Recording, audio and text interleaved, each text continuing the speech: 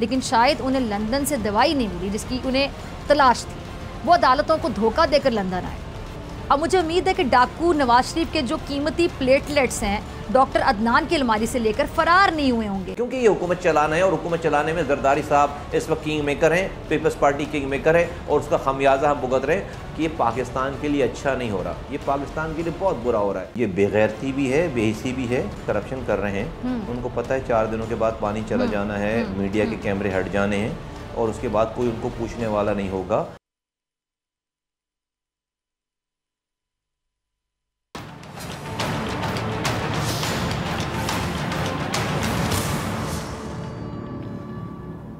अस्सलाम वालेकुम नाज़रीन, प्रोग्राम ने खुश आमदीद। आज बात होगी एक हुक्मरान ख़ानदान ने करप्शन की भयानक दास्तान कैसे रकम की, हुक्मरान ख़ानदान का फ़र्द कैसे मुल्क छोड़कर भाग गया और झंग में कप्तान के बयानिए की गूंज, कप्तान की जानिब से धांधली करने वालों की एक बार फिर निशानदेही।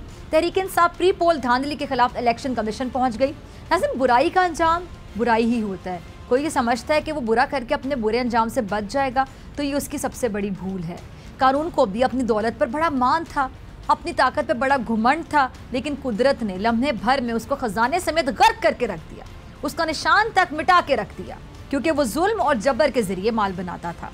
इसी तरह एक ख़ानदान जो कई दहाइयों से एक मुल्क पर स्याह सफ़ेद का मालिक बना हुआ था, जो अपनी तिजोरियाँ भरता चला जा रहा था, उस ख़ानदान के बैंक अकाउंट्स में पैसे आते, बाहर मुंतकिल कर दिए जाते और यही वजह थी कि यह ख़ानदान अपनी ज़िंदगी और मुस्तकबिल को तो संवारता रहा, लेकिन उसके मुल्क की गरीब आवाम पिसती चली गई। अब ये वो मुल्क था जिसमें कभी जिंदगी की चमक हुआ करती थी, हर तरफ खुशहाली दौड़ा करती थी। गैर मुल्की सियाह इस खूबसूरत मुल्क के जजीरों सियाहती मकामात से लुत्फ अंदोज हुआ करते थे, लेकिन इस मुल्क की बदकिस्मती कह लें, एक ऐसा बेहिस ख़ानदान इस मुल्क पर मुसल्लत हो गया जो मनी लॉन्ड्रिंग के जरिए पैसा बाहर भिजवाता रहा, अपनी ज़िंदगियों में रंग भरता रहा, लेकिन इस मुल्क की अवाम बेरंग होती चली गई। करप्शन के नासूर ने मुल्क की अवाम का खून निचोड़ के रख दिया और यूं उस मुल्क की मईशत का जनाजा निकल गया, मुल्क दिवालिया हो गया। और उस मुल्क के दिवालिया होने की सबसे बड़ी वजह सियासतदानों की बदनीयती, नाअहली और करप्शन थी। जब पानी सर के ऊपर से गुजर गया, इसके बावजूद ये ख़ानदान टस से मस नहीं हुआ, बल्कि लालच और इक़्तिदार की हवस में इतना अंधा हो गया कि ये मुल्क और अवाम का दिवालिया निकालने के बाद भी इक़्तिदार से चिमटा रहा और यूं हालात संगीन नौयत की शक्ल इख्तियार कर गए। बहरान बढ़ता चला गया, पेट्रोल की लंबी लाइनें लगना शुरू हो गई। पेट्रोल, बिजली की किल्लत ने अवाम में मौजूद जो गुस्सा है उसकी लहर को मज़ीद भड़का दिया। उसके बाद क्या होना था, वही जो होना था। उसके बाद अवाम सड़कों पर निकल आई, इस हुक्मरान ख़ानदान को अंजाम तक पहुँचाने के लिए सरगर्म हो गई और डर के मारे हुक्मरान ख़ानदान पर मबनी अशराफिया फ़ौज की पनाह में आ गया। मैं बात कर रही हूँ श्रीलंका और पिक्शे ख़ानदान की। इक़्तिदार पर इनका इस कदर असर था कि एक भाई वज़ीर आज़म, एक भाई सदर था। श्रीलंका सदर के गिर्द अवाम ने घिराव कर लिया और यूं श्रीलंकन सदर अवाम के जलाल और गुस्से के आगे बेबस होकर राह फरार अपनाने पर मजबूर हो गया। श्रीलंकन सदर ने बुध के दिन अपने ओहदे से इस्तीफ़ा देने का वादा किया था, लेकिन श्रीलंकन सदर फ़ौजी तैयारे में बैठकर बाहर फरार हो गया। अब श्रीलंकन सदर की एक फ़ौजी तैयारे पर मुल्क से रवानगी ने एक ऐसे ख़ानदान की हुकूमत का खात्मा किया जिसने मुल्क पर कई दहाइयों तक राज किया। अब जाहिर है कि सदर को गिरफ्तार होने का खदशा था, इसके साथ अवाम के हाथों मारे जाने का भी खतरा लाहक था, क्योंकि श्रीलंकन सदर ये जान चुका था कि अब बुराई का बदला बुराई से लिया जाएगा। इतनी दहाइयों से श्रीलंकन सदर और उनका ख़ानदान श्रीलंकन अवाम का खून चूसता रहा और फिर बाद में मुश्किल में देखकर श्रीलंकन सदर फरार हो गया, राह फरार अपना गया। अब वो बाकी की जो ज़िंदगी है वो बाहर रहकर अपनी अयाशियों में गुजारेगा, क्योंकि उसने अपने बाहर रहने का बंदोबस्त तो पहले से करना शुरू कर दिया था, उसका पैसा पहले ही बाहर पड़ा हुआ था, इसलिए अब उसे इस बात से कोई सरोकार नहीं है कि उसकी अवाम जिए या मरे। अच्छा, श्रीलंका में हुक्मरान ख़ानदान की कहानी बिल्कुल अपने मुल्क की कहानी मालूम होती है, ऐसा ही है। यहाँ पर भी एक हुक्मरान ख़ानदान कई दहाइयों से हुकूमत करता रहा। इस ख़ानदान ने भी मुल्क को दिवालिया करने में अपनी कोई कमी, कोई कसर बाकी नहीं छोड़ी। यहाँ भी मनी लॉन्ड्रिंग की अलमनाक दास्तानें, यहाँ भी इस ख़ानदान ने मुल्क को दिवालिया करने में कोई कमी नहीं छोड़ी। जब जब ये ख़ानदान मुश्किल में होता है तब तब ये ख़ानदान मुल्क छोड़कर भाग जाता है। आप समझ तो गए होंगे कि मैं किस ख़ानदान की किसकी बात कर रही हूँ। जी हाँ, मैं बात कर रही हूँ शरीफ ख़ानदान की। जिनकी मनी लॉन्ड्रिंग की दास्तानें, करप्शन की कहानियाँ ज़बान ज़द-ए-आम हैं।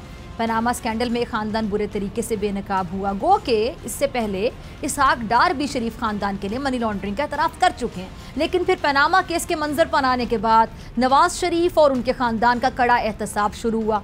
उन पर केसेस बने। नवाज शरीफ को करप्शन का इल्ज़ाम साबित होने पर जेल में डाल दिया गया, लेकिन श्रीलंकन सदर की तरह नवाज शरीफ ने भी खुद को मुश्किल में जाता देखकर बाहर जाने का जवाब बनाना शुरू कर दिया। और यूं तज्जियाकारों के मुताबिक नवाज शरीफ ने सेहत का बहाना बनाकर लंदन भाग जाने में अपनी आफियत समझी। लेकिन करिश्मा देखिए कि नवाज शरीफ लंदन पहुंचकर ऐसे सेहतयाब हुए कि हैरानकुन तौर पर उन्हें एक बार भी अस्पताल जाने की ज़रूरत नहीं पेश आई। लेकिन शायद उन्हें लंदन से दवाई नहीं मिली जिसकी उन्हें तलाश थी, या अभी भी तलाश है, इसलिए वो अब तक लंदन में ही बैठे हुए हैं, लंदन में ही मुकीम है। वो अदालतों को धोखा देकर लंदन आए। अब नाज़रीन, आज ही की खबर ज़रा सुनिएगा। नवाज शरीफ के मुआलिज डॉक्टर अदनान के घर डकैती हुई है। अब मुझे उम्मीद है कि डाकू नवाज शरीफ के जो कीमती प्लेटलेट्स हैं डॉक्टर अदनान की अलमारी से लेकर फ़रार नहीं हुए होंगे, जो उन्होंने बहुत प्यार के साथ संभाल रखे हुए हैं, क्योंकि सारी गेम ही प्लेटलेट से शुरू हुई थी। और इस गेम में शहबाज शरीफ साहब भी बराबर के शरीक थे, जिन्होंने अदालत में अपने भाई की जमानत दी थी। आजकल शहबाज शरीफ साहब मुल्क के वज़ीर आज़म हैं। ये वो वज़ीर आज़म है जिन पर उनके अहले खाना पर अरबों रुपए के मनी लॉन्ड्रिंग के इल्ज़ामात साबित होने के बहुत करीब हैं। और यही वजह थी कि इन्होंने मुल्क से बाहर फरार होने की बजाय ज़बरदस्ती इक़्तिदार पर काबिज़ होकर अपने करप्शन केसेस की जड़ें ही काट दी। शहबाज शरीफ के मनी लॉन्ड्रिंग के cases open and shut cases हैं, जिनको दबाने के लिए शहबाज हुकूमत ने नैब कवानीन में तरमीम करवाई। मरियम नवाज पर भी करप्शन केसेस हैं, लेकिन वो पंजाब की ज़िमनी इंतखाबात की मुहिम चला रही हैं। और मुहिम भी वो ऐसे वज़ीर आला के हक़ में चला रही हैं जिनका अपना दामन मनी लॉन्ड्रिंग से भरा पड़ा है। गर्ज ये कि पूरा ख़ानदान करप्शन में डूबा हुआ है, जो एक बार फिर मुल्क को खोखला करने के लिए इक़्तिदार पर काबिज़ हो चुका है। आप शरीफ ख़ानदान की कहानी पढ़ लें तो आपको श्रीलंका में होने वाली करप्शन की वारदात याद आ जाएगी। और ऐसे ही अगर आप श्रीलंका के हुक्मरान ख़ानदान की कहानी पढ़ें तो ये बिल्कुल शरीफ ख़ानदान की करप्शन की दास्तान मालूम होगी। यानी दोनों में कोई फ़र्क नहीं। अब इमरान खान मुल्क को श्रीलंका जैसा होने से बचाने के लिए सरगर्म है। वो शरीफ ख़ानदान के खिलाफ करप्शन की जंग लड़ रहे हैं, और इसी जंग का एक हिस्सा पंजाब में जारी है, जहाँ करप्ट अशराफिया इक़्तिदार पर कब्जा जमाने का ख्वाब देख रही। लेकिन इमरान खान चट्टान की तरह इस हुक्मरान ख़ानदान के खिलाफ खड़े हुए हैं, और वह पंजाब के ज़िमनी इलेक्शन के हवाले से भरपूर तरीके से अपनी इंतखाबी मुहिम को आगे बढ़ा रहे हैं। आज कप्तान ने जंग में खिलाड़ियों का लहू गरमाया। इमरान खान ने पंजाब में मुबैना धांधला बेनकाब किया, वहीं पर उन्होंने अपने सियासी हरीफों की बेहिस्सी पर रज कर तनकीद की। सुनिएगा आपने इमरान खान को। नाज़रीन, इमरान खान बैरूनी साजिश का जिक्र शायद अपने हर जलसे में इसलिए करते हैं क्योंकि वह आवाम को ये बताना चाहते हैं ये हुक्मरान किस तरह से कौम पर मुसल्लत किए गए। ज़िमनी इलेक्शन के ज़रिए ये लोग फिर से अवाम पर मुसल्लत रहना चाहते हैं। अच्छा, ये बात फैक्ट है कि अक्सर यही देखा गया है कि जिसकी पंजाब में हुकूमत होती है वो विफाक में अपनी हुकूमत बनाता है, लेकिन जैसे पंजाब से हुकूमत ख़त्म होती है तो विफाक में भी हुकूमत कमज़ोर होकर रह जाती है। अब इस वक्त पंजाब की जो सियासत की तवज्जो का आप कह लें कि पंजाब जो है ना वो अहम मरकज़ बना हुआ है। ज़िमनी इलेक्शन में अब कुछ ही दिन बाकी हैं।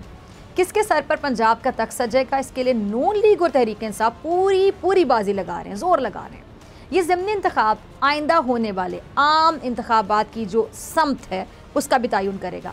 इसलिए दोनों बड़ी जमातों के लिए ये इलेक्शन समझ लें कि ज़िंदगी और मौत का मसला बन गया। एक तरफ मरियम नवाज जलसे कर रही हैं, दूसरी जानिब इमरान खान जलसों पे जलसे कर रहे हैं। इमरान खान की बैरूनी साजिश का बयानिया पंजाब के मैदानों में सर चढ़ कर बोल रहे हैं। लोग बहुत गर्म जोशी के साथ निकल रहे हैं, कप्तान की आवाज़ में आवाज़ मिला रहे हैं। इमरान खान पंजाब में बड़े बड़े पावर शो कर रहे हैं। और यूँ मरियम नवाज़ का कहना कि जी इमरान खान का अवाम में जाना मुश्किल हो जाएगा, उनका ये जुमला खुद मरियम और उनकी जमात पर भारी पड़ है। मरियम नवाज़ बहुत मुश्किल से अवाम को इकट्ठा करने में कामयाब होती हैं। पूरी रियासती मशीनरी इस्तेमाल करने के बाद वो लोग इकट्ठे करती हैं। कुछ तज्जियाकारों के मुताबिक उनके बकौल मरियम नवाज़ के जलसे में किराए के लोग बुलाए जाते हैं, जिसमें से ज़्यादातर लोग जलसे के शुरू होते ही मुंतशिर हो जाते हैं। लेकिन इसके मुकाबले में कप्तान के जलसे में लोग खुद मैग्नेट की जो कशिश होती है ना उसकी मानत खींचे चले आते हैं। या यूँ कहा जाए कि पंजाब में इमरान खान का जादू सर चढ़कर बोल रहा है, और इसी खौफ से नून लीग धांधली की कोशिशों में मसरूफ़ दिखाई दे रही है।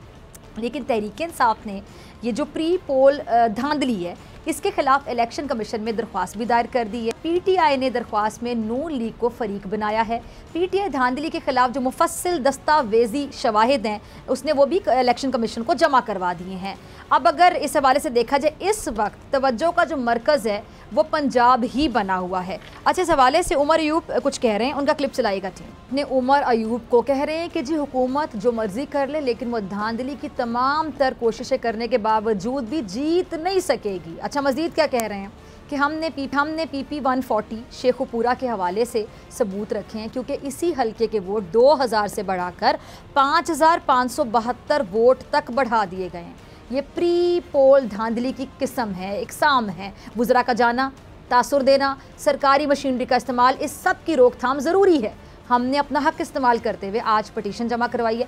हमने कबलज़ वक्त इसलिए पटिशन दायर की ताकि कोई ये ना बोले कि पहले तो कोई एतराज़ नहीं था। अब पंजाब में जो 20 नशिस्तें हैं उस पर ज़िमनी इंतखाब के लिए कांटे का मुकाबला मुतवक्के है। एक तरफ मुस्लिम लीग नून सरकारी वसाइल का इस्तेमाल कर रही है। मुनहरिफ अराकीन का सहारा लेकर मुस्लिम लीग नून ने हलकों में वही उम्मीदवार उतारे जो पहले भी इन हलकों से जीते हुए हैं, लेकिन अब वो मुनहरिफ अराकीन अवाम में जाने से खौफजदा दिखाई देने लगे। ज़रा सुनिएगा। हलका PP 167 में नज़ीर चौहान अपने हलके में पहुँचे तो पता है क्या हुआ? वहाँ पे लोटे लोटे लोटे नारे लग गए। शहबाज शरीफ के ऐलान से पहले ही मरियम ऐलान करती हैं कि जी मुश्किल वक्त तो गुजर गया है, अब रोज़ खुशखबरियाँ मिलेंगी। वज़ीर आला पंजाब भी उनके बाद ही प्रेस कॉन्फ्रेंस में बताते हैं कि जी वज़ीर आज़म शायद बिजली की कीमत में कमी कर दें। अब अगर पेट्रोल सस्ता होगा तो उसका सीधा मतलब ये होगा कि नून लीग पंजाब में अपना वज़ीर आला बनाने के लिए कुछ भी करेगी, कुछ भी। अच्छा, इस हवाले से फवाद चौधरी कुछ बता रहे हैं, कुछ फरमा रहे हैं, ज़रा सुनिएगा। जी, तो सुना आपने फवाद चौधरी को, कह रहे हैं कि जी नून लीग धांधली के बयानिए को लेकर आगे बढ़ रही है। धांधली का एक हरबा नून लीग ये भी इस्तेमाल कर रही है कि वो PTI के उम्मीदवारों पर पुलिस गर्दी करवा रही है। अब ज़रा खबर सुनिएगा। खबर ये कि जी पुलिस ने पंजाब के ज़िमनी इलेक्शन में लाहौर के हलका PP 168 से PTI उम्मीदवार मलिक नवाज़ आवान के दफ्तर पर छापा मारा। अच्छा, पुलिस ने पंजाब के जो ज़िमनी इलेक्शन में लाहौर के हलका PP 168 से PTI उम्मीदवार के दफ्तर पर छापा मारा और नवाज अवान के गार्ड समेत 4 कारकुनान को हिरासत में ले लिया। पुलिस छापे के हवाले से PTI के उम्मीदवार ने यह बताया है कि पुलिस मेरे दफ्तर आई, कैंपेन बंद करवाने का कहा, इनकार किया, पर पुलिस ने मेरे गार्ड को हिरासत में ले लिया और साथ असलहा भी ले गए। इसके अलावा पुलिस ने हमारे 4 कारकुनान को भी गिरफ्तार कर लिया। अच्छा, मलिक नवाज के मुताबिक उनके पास असलहे का लाइसेंस मौजूद है। पुलिस ने ज़्यादती की है। नून लीग बदहवासी का शिकार होकर हमारे खिलाफ रियासती मशीनरी का इस्तेमाल कर रही है। अच्छा, इसी वाक़ये के हवाले से फ़ारूक हबीब कहते हैं कि जी जो कॉर्नर मीटिंग है 4 दीवारी के अंदर जारी थी, चादर और 4 दीवारी का तकद्दुस पामाल किया गया। ये जाली वज़ीर आला चंद दिन का मेहमान रह गया। इनको अपनी शिकस्त वाज़े नज़र आ रही है, इसीलिए ये ओछे हथकंडों पर उतर आए हैं। पुलिस कानून के मुताबिक चले और मावराए कानून इक़दाम ना करे। इसके अलावा फ़ारूक ये भी कह रहे हैं कि PTI की इंतखाबी मुहिम के दौरान एक पत्ता नहीं टूटा, बल्कि नून लीग के वुज़रा ने खौफ के मारे, डर के मारे इस्तीफ़े देना शुरू कर दिए।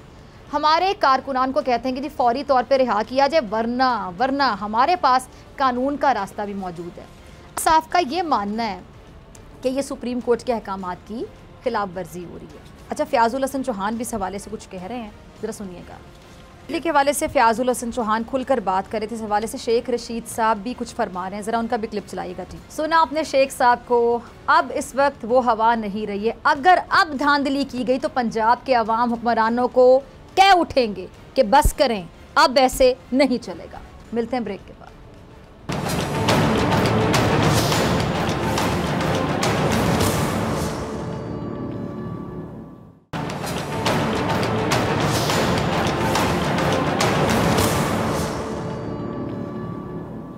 वेलकम बैक नाज़रीन। मुल्क के सबसे बड़े शहर कराची समेत दीगर शहरों में 1 से 2 रोज़ में तेज़ आंधी, मूसलाधार बारिश और अर्बन फ्लडिंग का खदशा है। कराची समेत सिंध भर में हालिया बारिशों के दौरान मुख्तलिफ हादसात और वाक़यात में 34 शहरी जान की बाजी हार गए।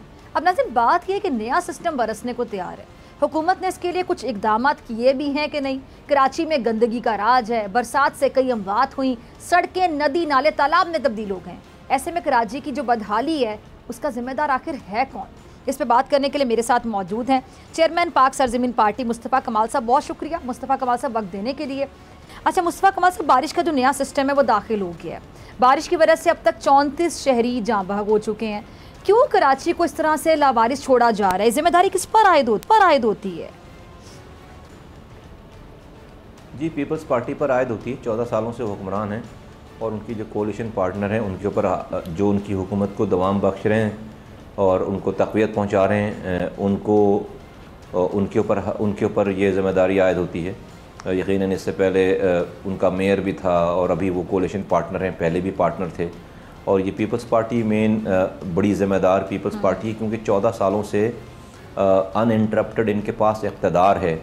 और अगर 2007 और 8 में कराची का रेवेन्यू 173 अरब रुपए था तो आज वो रेवेन्यू 2022 में वो 1400 अरब से ज़्यादा बढ़ गया है। 1400 अरब रुपए सालाना आ रहे हैं NFC अवार्ड और डिविजिबल पूल के बाद। और आज ये हुकूमत एक वज़ीर आला उसका इंचार्ज है और नीचे ट्रिकल डाउन नहीं करता।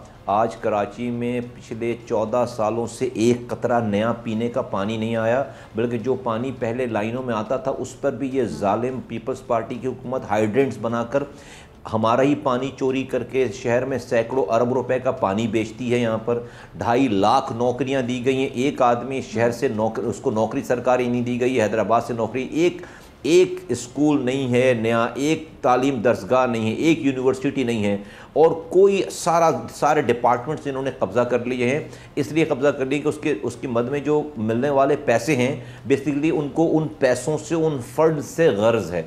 तो ये पीपल्स पार्टी ज़िम्मेदार है और इनके होते हुए आज उनको खुली आज़ादी है क्योंकि मुल्क चलाना है। वज़ीर आज़म कुछ उनको कह नहीं सकते, उनकी 2 सीटों की बरतरी है। तो आज की पीपल्स पार्टी, मैं एक सिंध का रहने वाला शहरी हूँ, मुझे कोई उम्मीद आस नहीं है कि मुझे इस पीपल्स पार्टी के जुल्म से कोई बचाने वाला रियासत में मौजूद है। अभी जो हालिया बारिश है, बाकायदा सड़कें, नदी नाले तालाब का मंजर पेश करते, कहने को ये बराने रहमत है लेकिन लोगों के लिए जहमत बन जाता है, जिसके जिम्मेदार डेफिनेटली सियासतदान है। अच्छा, अभी भी जो कराची में गंदगी का भी राज है, ऐसे में भी जो सियासी पॉइंट स्कोरिंग की जा रही होती है, ये जिम्मेदार है वो जिम्मेदार है, जिम्मेदारी लेने के लिए कोई तैयार नहीं होता है। इसको बेहिसी कहेंगे, ढिठाई कहेंगे, क्या कहेंगे? देखें, ये बिल्कुल ये बेगैरती भी है, बेहिसी भी है। और चूंकि पैसे बना रहे हैं, करप्शन कर रहे हैं, उनको पता है 4 दिनों के बाद पानी चला जाना है, मीडिया के कैमरे हट जाने हैं और उसके बाद कोई उनको पूछने वाला नहीं होगा। सियासी पॉइंट स्कोरिंग की बिल्कुल किसी को ज़रूरत नहीं है। भाई, जो हुकूमत वक्त है, जिसके पास ये इख्तिदार है, जिसके पास ये एडमिनिस्ट्रेशन है, वो सिंपली सीधे सीधे वो ज़िम्मेदार हैं। जो हुकूमत में है वो ज़िम्मेदार हैं, जिनके पास एडमिनिस्ट्रेशन है। सियासी पार्टियाँ अगर वो हुकूमत में नहीं है तो वो तो ज़िम्मेदार नहीं है। मैं सियासी पार्टी हूँ, मेरे पास आज अगर इख्तिदार में मैं नहीं हूँ तो मैं तो, आप मुझसे सवाल करेंगी तो मैं उसका जवाब दूंगा। और मैं हुकूमत की तवज्जो, आवाम की नुमाइंदगी करते हुए हुकूमत की तवज्जो दिला सकता हूँ। मैं जाकर खुद से पानी तो नहीं निकाल सकता। तो हुकूमत वक्त जिसके पास एडमिनिस्ट्रेशन है उसके पास ये जिम्मेदारी है, वो जिम्मेदार है। और ये देखें, बारिशों का काम, बारिशों के पानी का आजकल तो आपको बहुत पहले से पता चल जाता है कि फ़लाँ महीने में फ़लाँ तारीख को बारिश होगी।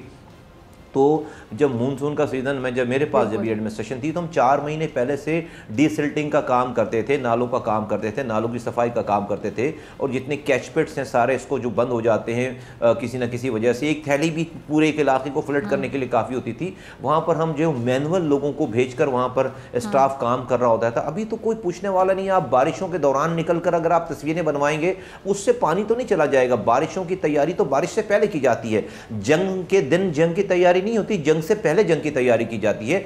जंग वाले दिन तो जंग लड़ा जाता है ना, उस दिन तैयारी नहीं होती। तो ये सारा काम साल का काम है। अच्छा मुस्तफा साहब, सॉरी मैं आपकी बात काट रही हूँ, पेन लेना पड़ता है। आपने जैसे कहा कि देखिए सिस्टम अब ऐसा है कि ये देखिए पता चल जाता है, तो जो तैयारी पहले की जाती है वो तैयारी क्यों नहीं की जाती है? नीयत में कोई फतूर है या फिर तैयारी क्यों नहीं की जाती? जब पता है कि बाद में तनकीद इन्हीं पर होगी, इन्हीं से सवाल पूछे जाएंगे, आवाम इन्हीं पे सीख पाओगी, नाला होगी, नाराज होगी, सवाल पूछेंगे, आगे जाके इनका वोट बैंक भी मुतासिर होगा। तो तैयारी ना करने की वजह आपको क्या नजर आती है?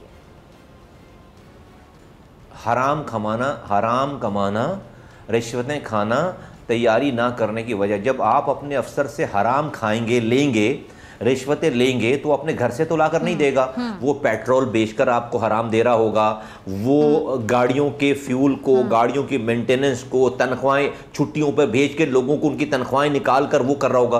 तो जब आप साल साल आपका अफसर हराम खाएगा खुद, और आपको और सियासतदानों को और जो वुज़रा हैं और जो मुल्क सूबे चलाने वाले उनको हराम देगा और उस पार्टी को हराम खिलाएगा, तो वो तैयारी कैसे करेगा? उस तैयारी के करने पे तो भाई पैसे लगते हैं ना, वही पैसा तो निकाल कर आपको वो दे रहा है, तो फिर वो तैयारी कैसे करेगा? फिर वो फाइल साइन करवाएगा, फाइलों पे नालों की सफाई भी हो जाएगी, नालों की डिसिल्टिंग भी हो जाएगी, मशीनें भी लग जाएंगी, और उसका सारा पैसा जो है वो उसकी भी जेब में जाएगा और वो अपने आकाओं के भी जेब में जाएगा। ये वजह है हराम कमाना, रिश्वत खोरी, हराम खोरी और ये चोर बाजारी की वजह से जो है ये नहीं करना चाहते। यहाँ रही बात उनकी रेपुटेशन की, तो उनको पता है कि उनको किसने पूछना है। अभी 4 दिन आप और मैं बात कर रहे हैं, आज पानी उतर जाएगा, नया टॉपिक आ जाएगा, फिर अगले साल हम सारी बातें बैठकर बातें कर रहे होंगे। ठीक है। अच्छा मुस्तफ़ा कमाल साहब, वज़ीर इत्तलात जो सिंध हैं, उन्होंने तो कराची की तबाही का जिम्मेदार आपको ठहरा दिया, इस पे क्या कहेंगे? लुक हुज टॉकिंग मैं तो ये कहूँगा लुक हुज टॉकिंग कि कराची के लोग जानते हैं कि मैंने कराची के लोगों के लिए क्या किया है, तो मुझे इस पे जवाब देने की ज़रूरत नहीं है। नहीं तो आपको क्या लगता है कि उन्होंने ये जो जिम्मेदारी आप पर आयद कर दी है, इसकी क्या वजह है? मतलब उनको पता है कि आपने इतना अच्छा काम किया था, या दोबारा मुस्तफ़ा कमाल साहब जो हैं उनके काम से कोई मुस्तफ़ीद ना हो जाए मुस्तक़बिल करीब में, ये वजह नज़र आती है? जी बिल्कुल, डेफिनेटली। अभी जो अगर कोई वॉइस है इस शहर के अंदर इस पीपल्स पार्टी की तमाम खराबियों के ऊपर उसके ऊपर आवाज़ उठाने वाली, तो वो तो पाक सरजमीन पार्टी की ही है, और उनको हमारा बोलना बुरा लग रहा है और मेरा किया हुआ काम उनको हॉन्ट करता है। हमने एक ऐसी प्रेसिडेंट सेट कर दी है कि लोग आज भी इस वाली हुकूमत और इससे पहले वाली हुकूमत को मुस्तफ़ा कमाल के कामों से कंपेयर करते हैं। तो ये जो हमारा किया हुआ काम है ना, जो हमने एक फाउंडेशन ले कर दी थी कि ये है पैरामीटर्स काम करने के, वो काम इन लोगों को हॉन्ट करता है, इनको डराता है, और इस वजह से मुस्तफ़ा कमाल इनको जो बुरे लगते हैं। और 14 सालों से तो ये हुक्मरान हैं, आज तक जो मुझे तो इस निज़ामत को छोड़े हुए 12 साल हो गए, तो 12 सालों से तो मेरे बगैर ये हुकूमत चला रहे हैं ना, तो ये अभी तक मेरे गलत किए हुए कामों को ठीक नहीं कर सके ये।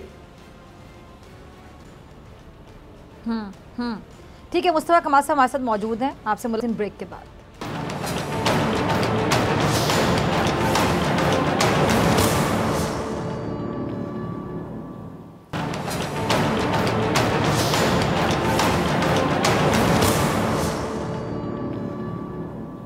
वेलकम बैक नाजरीन। मुस्तफ़ा कमाल साहब हमारे साथ मौजूद हैं। मुस्तफ़ा कमाल साहब बहुत शुक्रिया एक बार फिर से वक्त देने के लिए। अच्छा मुस्तफ़ा कमाल साहब आपको क्या लगता है कि जो मौजूदा हुकूमत है, क्या ये अपनी मुद्दत पूरी कर सकेगी? क्या महंगाई के हवाले से आवाम को किसी किस्म का रिलीफ दिया जा सकेगा?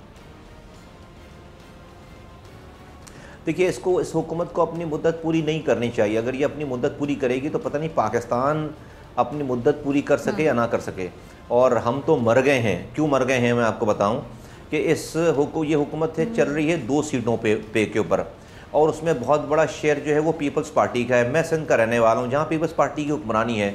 यहाँ पर पीपल्स पार्टी को ये बखूबी पता है कि आज वो सिंध में कुछ भी करें, लोगों को काट कर डाल दें, उनको ये वाला वज़ीर आज़म पाकिस्तान एक दफ़ा उफ भी करने वाला नहीं, क्योंकि वो उनके मरून मिन्नत है।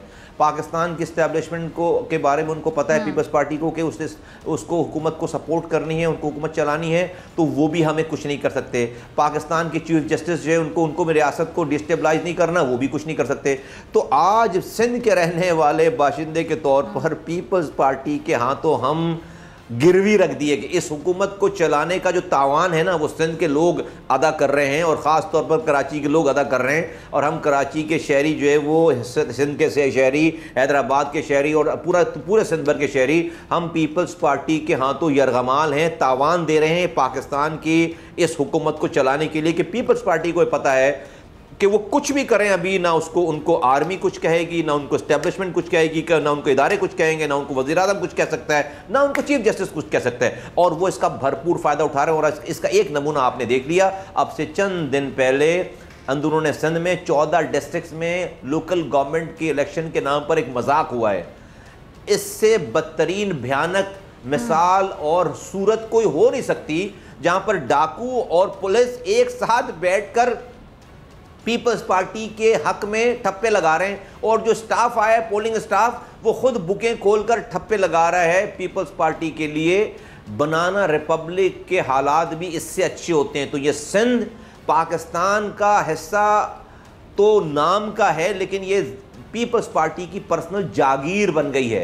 हम सब उनके रियाया हैं, गुलाम के तौर पर, गुलामे के तौर पर हमें ट्रीट कर रहे हैं। तो आपने सवाल किया कि ये हुकूमत चलेगी मुद्दत, तो भाई उसकी हुकूमत, इस हुकूमत को मुद्दत की उसको पूरी करने की जो कॉस्ट पे कर रहे हैं हम लोग, वो तो फिर वो तो अजीब ही बात है। मतलब खाकम बदन जो यहाँ पर महरूमियाँ फैल रही हैं और इससे जो नफरत फैल रही है, इसका खमियाजा पाकिस्तान को भुगतना पड़ेगा, खुदा न खास्ता। अच्छा, यानी जो सिंध की आवाम बार बार पीपल्स पार्टी पे एतमाद करती है वोट देकर, तो आपने ये जो पूरी अभी कहानी सुनाई, आपको लगता है कि यही पूरा मंजरनामा होता है जो वोट की कहानी होती है? जी ऐसे ही है ना। मैंने कोई कहानी नहीं सुनाई। मैं तो जो सामने हो रहा है, आप सब लोगों ने तो अपने कैमरों की आंखों से टीवी पे ये मनाजर सोशल मीडिया पे देखे ही नहीं देखे कि डाकू आकर बैलेट बॉक्स और अमला ले जाते हैं और शाम को छोड़ जाते हैं। जो स्टाफ है वो स्टाफ और पुलिस वाले और खुद बैठकर वो मोहर लगा रहे हैं। जी मंजर कशी की मैंने। पाकिस्तान के इदारे कहाँ हैं, पाकिस्तान का वजीर आजम कहाँ है, पाकिस्तान की मीडिया तो चलो दिखा रहा है, लेकिन उसके ऊपर पाकिस्तान के रियासती इदारे कहाँ हैं? तो इसका मतलब है वो कुछ नहीं कह सकते, उन्होंने आंख बंद कर रखी, क्योंकि ये हुकूमत चलाना है और हुकूमत चलाने में जरदारी साहब इस वक्त किंग मेकर हैं, पीपल्स पार्टी किंग मेकर है और उसका खमियाजा हम भुगत रहे हैं। लेकिन ये मैं आपको बहुत ही आराम से बात कह रहा हूँ कि ये पाकिस्तान के लिए अच्छा नहीं हो रहा, ये पाकिस्तान के लिए बहुत बुरा हो रहा है। इसकी जो कॉस्ट आप पे कर रहे हैं ना, आप एक कराची के सिंध के रहने वाले शहरी, सिंध देखिए अंदरूनी सिंध के लोग तो अपने हथियार पहले डाल चुके थे, वो सरेंडर कर चुके थे पीपल्स पार्टी के यहाँ, तो कि भाई आप हमें जितनी रोटी दोगे हम खा लेंगे, आप हमें जितना कपड़ा, जितने हिस्से में हमारे तन पे कपड़े डाकोगे हम पहन लेंगे, और हमें जहाँ रहने का कहोगे क्या रह लेंगे। लेकिन जो शहरी इलाके थे वो रेजिस्ट करते थे पीपल्स पार्टी के गलत कामों पे। अब ये पहली दफ़ा हो रहा है कि शहरी इलाकों की सारी रेजिस्टेंस भी जो है वो पीपल्स पार्टी अपने ज़ोर से उसको ओवर पावर्ड कर रही है। ये इंसान हैं जीते जागते करोड़ों की तादाद में, ये खामोशी से नहीं बैठेंगे, ये पाकिस्तान के लिए अच्छी बात नहीं है। अच्छा मुस्तफ़ा कमाल से भी NF 245 के हवाले से जो ज़िमनी इंतखाब है उसकी कैसी तैयारी है? आपने मरकज़ी जो इलेक्शन ऑफिस है उसका इफ्तिताह भी किया? जी अभी थोड़ी देर के बाद है इसका इफ्तिताह, और वहाँ पर बड़ी भरपूर कैंपेन शुरू हो गई अल्हम्दुलिल्लाह। चूँकि ईद की छुट्टियों की वजह से, कुर्बानियों की वजह से और फिर बारिशों की वजह से थोड़ा सा मामला धीमा पड़ा हुआ था, लेकिन आज से बहुत फुल फ्लेजेड एक्टिविटी शुरू हो गई। और हमारी, चूँकि हम तो डोर टू डोर जाने वाले लोग हैं, लोगों के कॉन्टेक्ट, हम झंडे लगाने के हमारे पास बहुत पैसे नहीं हैं या मटीरियल के, तो हम तो इंसानों से बात करने वाले लोग हैं और इंसानों के पास जा रहे हैं, और अल्लाह ने चाहा तो इंशाअल्लाह ताला एक भरपूर टफ फाइट देंगे इंशाअल्लाह। अच्छा मुस्तफ़ा कमाल साहब, जब आप मेयर कराची थे तो आपकी बड़ी खिदमात थी, लोग आपको बड़ा पसंद करते थे, और मैं उस वक्त एक और निजी TV चैनल में काम कर रही थी, उसके बाद की बात है ये, तो कराची का ही वो चैनल था, तो मैं एक रोड शो करती थी। तो मैंने जब रोड पे जाके लोगों से बात की, तो जो हकायक होते हैं लोगों की ज़बानी, जब आप जानते हैं आउटडोर प्रोग्राम में, तो बड़ी वो रियलिटी होती है, तो लोग वाकई बड़ी मोहब्बत करते थे आपसे, आपके ज़माने को याद किया जाता था कि मुस्तफ़ा कमाल साहब जब मेयर कराची थे तो ये था वो था। अवाम की जो राय थी, चले 50% से ज़्यादा अगर मैं कह दूँ तो वो आपके लिए बड़ी शाबाशी वाली बात है कि लोग आपको पसंद करते थे। अगर कभी दोबारा ज़िंदगी में मौका मिलता है मुस्तफ़ा कमाल साहब, अगर कराची के इख्तियारात आपको दे दिए जाते हैं, तो कितने महीने में कराची के हालात को आप बदल सकते हैं? देखिए ओवरनाइट चीज़ें बेहतर होना शुरू हो सकती हैं, एक रात में बेहतर हो नहीं जाएंगी, होना शुरू हो सकती हैं।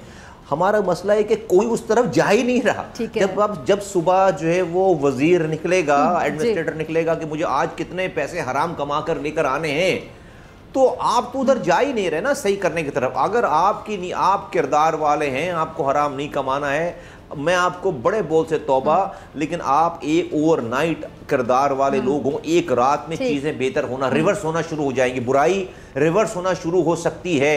और हमें पता है कि हमें रातों को जाग कर काम करना अल्लाह ताला ने सिखाया है। उस काम करने में हमने हराम अपने बच्चों को नहीं खिलाया। अल्लाह ताला से रुजू करते हैं, आवाज़ लगाते हैं, उसके सामने रोते हैं और फिर मेहनत करते हैं। तो अच्छा, आखिर में मैं जानना चाहूँगी ज़रा बिल्कुल एक सिंपल सा सवाल मुस्तफ़ा कमाल साहब, बड़ा सादा सा सवाल कि मुस्तफ़ा कमाल साहब जब मेयर थे कराची के, तो ऐसा वो क्या करते थे जो आपके बाद नहीं किया गया या मिसिंग था, जिसकी वजह से लोग आपकी तारीफ़ करते थे और अभी भी लोग आपके किरदार की बड़ी तारीफ़ करते हैं बतौर मेयर? आपके बाद ये क्या मिसिंग था आपके मुताबिक? 300 अरब रुपए मैंने अपने हाथों से खर्च किए, 30,000 करोड़। उसमें से आज मेरा 12 साल हो गए, मेरा दुश्मन भी मुझ पर 1 रुपए भी हराम कमाने चोरी करने का इल्ज़ाम नहीं लगा सकता। इस शहर में एक शादी हॉल मेरा नहीं है, इस शहर में एक पेट्रोल पंप नहीं है, इस शहर में कोई एक गज ज़मीन मैंने नहीं घेरी नहीं। ठीक है मुस्तफ़ा कमाल साहब, बहुत शुक्रिया आपके वक्त के लिए। इसी के साथ मुझे दीजिए इजाज़त, आपसे मुलाकात होगी इंशाल्लाह कल सेम टाइम सेम चैनल का। ज़िंदगी ने वफ़ा की दुआ में याद रखिएगा, अपना बहुत ख्याल रखिएगा। अल्लाह ने के बाद